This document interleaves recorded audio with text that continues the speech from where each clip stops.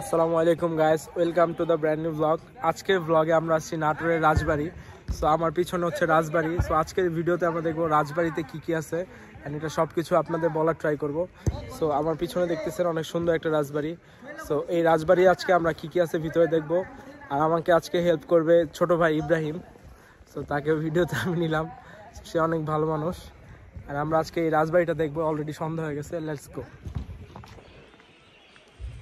কতবার আসি আমি এখানে, হয় যে খালি পাখি পায়খানা পেতে গাছের নিচে দাঁড়ান যায় না, গাছের নিচে দাঁড়ালেই কাম সারা।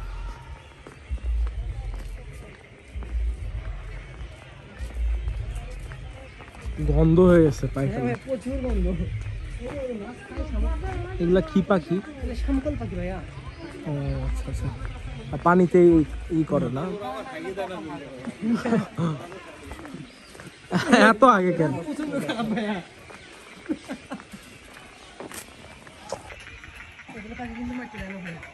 না, এগুলো মারা যায়, এগুলো বলে খাওয়া যায়।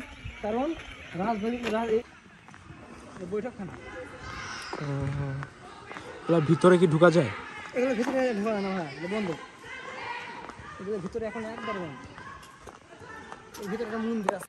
রাজবাড়ি আসার জন্য আপনি যে কোনো জায়গা থেকে নাটোরের অটো বা হচ্ছে রিক্সাতে বললেই হবে, রাজবাড়ি নামাই দিবে। তো রাজবাড়ি এসে আমরা যেটা প্রথমে দেখি সেটা হচ্ছে অনেক পুরাতন বিল্ডিং আছে এখানে। এটা রাজা বাদশাদের হয়তো কোনো টেম্পল বা কিছু ছিল।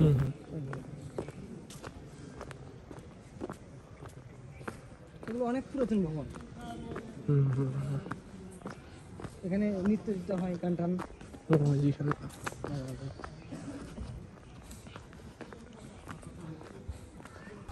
রাজবাড়িতে এরকম অসংখ্য পুরাতন ভবন দেখতে পাওয়া যায় এবং এই বিল্ডিংগুলো এখনো সংরক্ষিত আছে। এবং এখানে একটা অনেক বড় পুকুর আছে, তারা স্থানীয় ভাষায় এটাকে দিঘি বলে। সো এই পুকুরটাও অনেক বিশাল সাইজের। এটার সামনে আরেকটা আমরা প্রাসাদের মতো দেখতে পাচ্ছি। আমরা এখন সেখানে যাব, সেটাকে এক্সপ্লোর করব।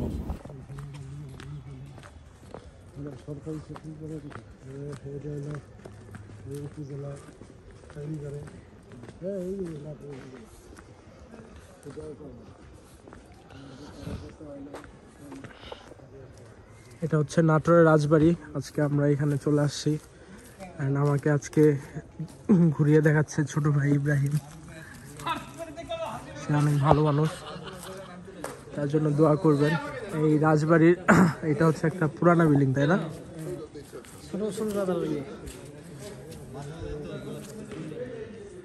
সামনে একটা পুকুর, এখানে ছবি তুলে আসবে। এখানে একটা প্রোগ্রাম হচ্ছে, অনেক সুন্দর করে স্টেজ করা এবং এখানে চুলাও দেখতে পাচ্ছি, হয়তো রান্না টান্নাও করা হবে।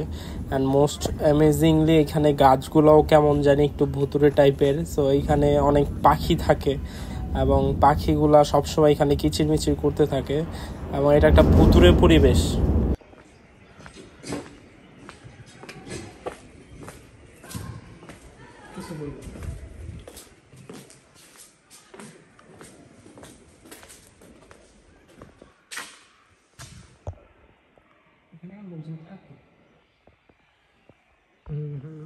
মেলা যখন মেলা হয় তখন আমরা আসি, ওর সময় বেড়াই।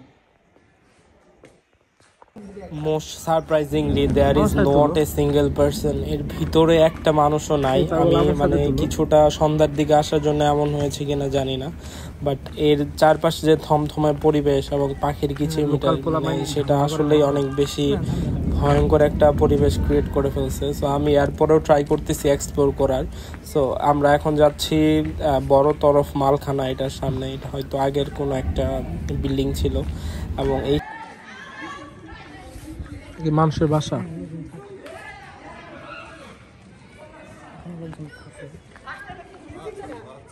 আমরা এখন আছি রাজবাড়ির যে মেইন প্রাসাদটা সেটার সামনে, এবং এইটার সামনে অনেকেই খেলাধুলা করতেছে। সো এই বিল্ডিংটা অনেক পুরাতন দেখে বোঝা যাচ্ছে, এবং এইখানে গাছপালাগুলো এমন কিনা আমি জানি না, মানে এই উত্তরাঞ্চল জন্য এমন কিনা বা হচ্ছে আদার্স কোনো রিজন আছে কিনা সেটা একটু কমেন্টে কেউ যদি জেনে থাকেন আমাকে জানায়েন। সো এটা হচ্ছে ব্যাক সাইড প্রাসাদটার। ওই ব্যাক সাইডেও আমরা যখন আসি কেউই ছিল না। সো এইখানে অনেক কাপড়রা আছে, যেহেতু লোকজন নাই। সো সো এখানে কাপলদের দেখতে পাইছি আমরা অনেকেই, সন্ধ্যার দিকেও থাকে। সো এই রাজবাড়িতে আমি যেটা এক্সপ্লোর করলাম, এটা খুবই নির্জন একটা এলাকা। যারা আসবেন অবশ্যই 2-3 জন বা কাউকে নিয়ে আসবেন। Thank you.